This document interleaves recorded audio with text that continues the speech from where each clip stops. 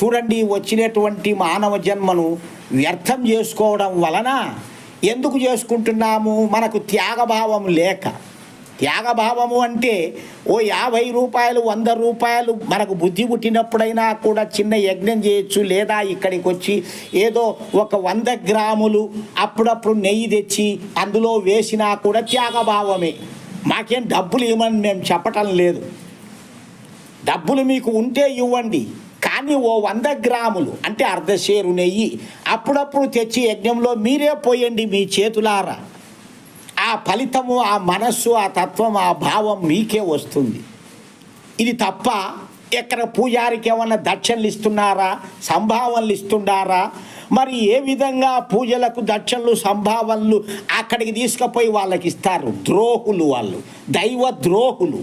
ఆ ద్రోహులకు డబ్బులు ఇస్తారు, నిజమైనటువంటి దైవానికి ఇవ్వరు. లోకములో సమాజంలో ఉండేది ద్రోహులే తప్ప నిజమైనటువంటి వాళ్ళు లేరు.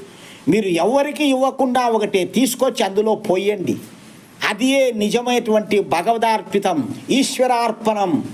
ఓం రక్షక అని చెప్పేసి పోయండి, కొబ్బరి వేయండి, ఇంకా ఏవైనా ఉన్నచో అవి కూడా వేయచ్చు. జీడిపప్పు, బాదం పిస్తాలు, లేకపోతే రకరకాలుగా అక్రోటు పప్పులు, ఇట్లా చెక్క లవంగాలు, యాలుకలు, ఇవన్నీ కూడా వేయవచ్చు.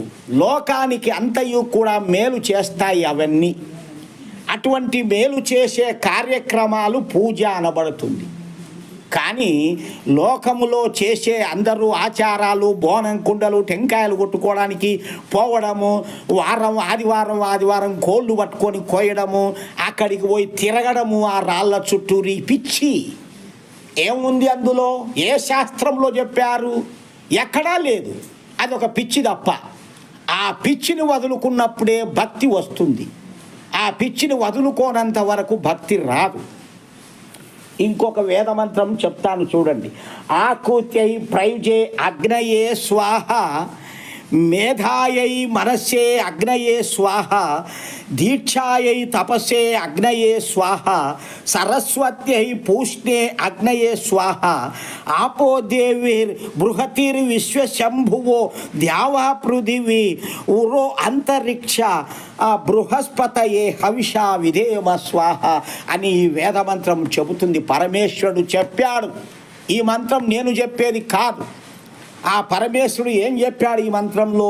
ఈ యజ్ఞమును అనుష్ఠించడం వలన మానవులలో ఉత్సాహము, బుద్ధి, సత్యవాక్కు, ధర్మాచరణ, తపస్సు, ధర్మానుష్ఠానం